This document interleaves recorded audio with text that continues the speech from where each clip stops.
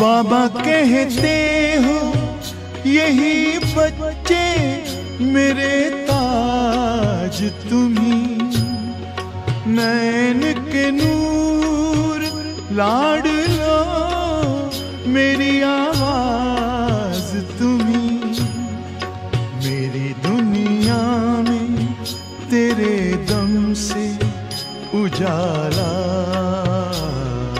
है, तुम्हारे साथ का अनुभव बड़ा निराला है।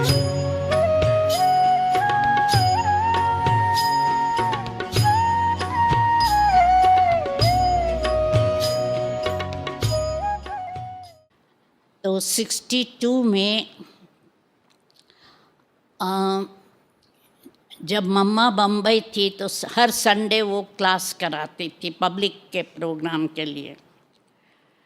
तो उषा रमेश ज्ञान में आ गए थे और उषा हमारे साथ फर्स्ट ईयर इंटर में पढ़ी थी, तो हमारी फ्रेंडशिप चालू रखी थी। वो बीएससी किया, मैंने मेडिकल किया, परंतु हमारी फ्रेंडशिप चालू थी। तो जब मम्मा बम्बई में थी उसने हमें निमंत्रण दिया, तो पहले दिन ही मम्मा का प्रवचन सुना। और मम्मा के प्रवचन के पहले हम कुछ थोड़े लोग 4-5 जने हैं जल्दी पहुँचे थे, तो निर्मल शांता दादी ने बैठकर हम सभी को ज्ञान की बातें शुरू की, पवित्रता की बात की। मुझे मम्मा का प्रवचन तो याद नहीं है, पर निर्मल शांति का दादी का बरोबर याद है, वो पवित्रता की बात उसने की। तो वो संडे था, तो मम्मा का प्रवचन पूरा हुआ तो उषा कहे कि तुम कोर्स करो। तो मैंने कहा ठीक है, कल से कोर्स शुरू कर दिया। और हमें ये बात अच्छी लगी क्योंकि मैंने मेडिकल स्टडी उसी लिए लिया था कि मैं समाज की सेवा करूं। और फिर ज्ञान में हमको समझ में आया पवित्रता अच्छी है।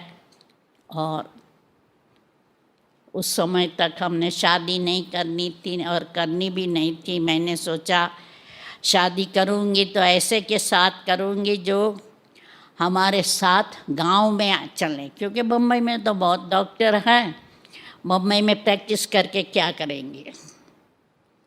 तो इसलिए हमने ज्ञान में चलना शुरू कर दिया। तो ब्रह्मा बाबा से हम पत्र व्यवहार तो करते रहे, क्योंकि उन दिनों में जब ज्ञान में कोई चलने लगता है तो उसको कहेंगे अपना परिचय लिखो, मैं बाबा आपकी बच्ची बनी हूँ, अपना परिचय लिखो। तो मैं समझती हूँ 15 दिन के अंदर हमने पत्र लिखा। फिर रतन मोहिनी दादी आती थी तो हमारे अपना पासपोर्ट फ़ोटो और अपनी कर्म कहानी भी लिखकर भेजी। तो बाबा से पत्र व्यवहार तो होता रहता था और बाबा के बारे में बातें तो सुनते रहते थे।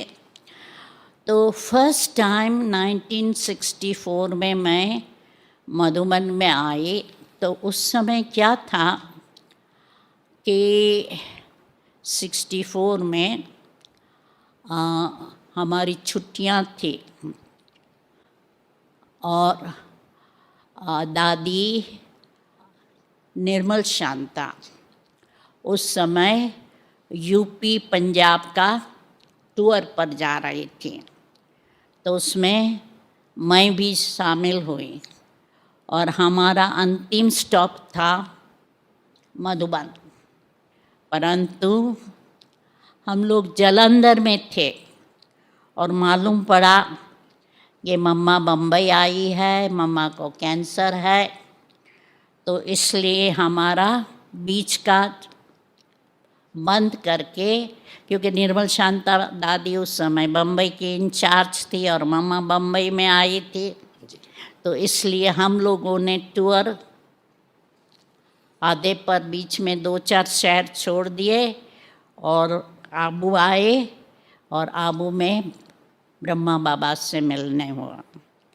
तो जैसे पहली बारी मिले तो ऐसे नहीं लगा कि कोई पहली बार मिली हूँ, जैसे कि हमारा पुराना रिश्ता है। और उन दिनों में मम्मा बाबा से पर्सनली मिलना बड़ी बात नहीं थी। तो जैसे हम आते हैं, आकर मिलते हैं, पहले ही स्नान करके बाबा से मिलने जाते हैं और निकलने के पहले बाबा से गिफ्ट लेते हैं। दूसरी बारी गिफ्ट लेने मिलने हैं, तीसरी बारी छुट्टी लेने के लिए मिलते हैं। तो ऐसे बाबा से मिलना हुआ। और मम्मा को पहले मैंने जब मिली तो मम्मा से मैंने पूछा कि मम्मा, मेरा विचार नहीं है मैं मेडिकल प्रैक्टिस करूं, मैं सरेंडर हो जाऊं। तो मम्मा ने कहा नहीं, तुम ब्रह्मा बाबा से जब मिलो ब्रह्मा बाबा से पूछना। तो मधुबन में जब पहली बारी आए तो मैंने पूछा ब्रह्मा बाबा से कि मैं सरेंडर हो जाऊं, मुझे प्रैक्टिस नहीं करनी। तो बाबा ने कहा नहीं, तुमको तो डबल डॉक्टर बनना है, जिस्मानी और रूहानी, अपनी प्रैक्टिस जरूर करो। फिर दूसरा प्रश्न हमको ये था, क्योंकि हमारे लौकिक पिताजी चाहते थे कि मैं बम्बई में जहाँ हम लोग रहते थे उसी एरिया में अपना मैटरनिटी होम खोलूं। और मेरी विचार थी कहाँ गांव में जाके सेवा करूं। तो मैंने बाबा से पूछा मैं क्या करूं। तो बाबा कहता है कांदीवली भी तो गावड़ा है ना, तो कहा वहीं शुरू करो। तो फिर मैं ब्रह्मा बाबा से राय सलाह लेती रही, परंतु मुझे डिसाइड करना था मुझे क्या करना है। तो मैंने फिर कांदीवली की प्रैक्टिस शुरू की, वहाँ ही डिस्पेंसरी शुरू की। और क्या हुआ कि उस समय सिर्फ 2 सेंटर थे, ज्ञान में आई तब। और हमारे पिताजी का मकान था, उसके पीछे ज़मीन का प्लॉट था। तो मन में सोचा क्यों नहीं मैं उस प्लॉट के लिए लौकिक पिता से मांग करूं। परंतु लौकिक से पूछने के पहले हमने ब्रह्मा बाबा से पूछा कि मैं मांगूं। तो ब्रह्मा बाबा ने कहा तुम्हारा लौकिक पिता जमीन देगा तो अलौकिक पिता मकान बना देगा।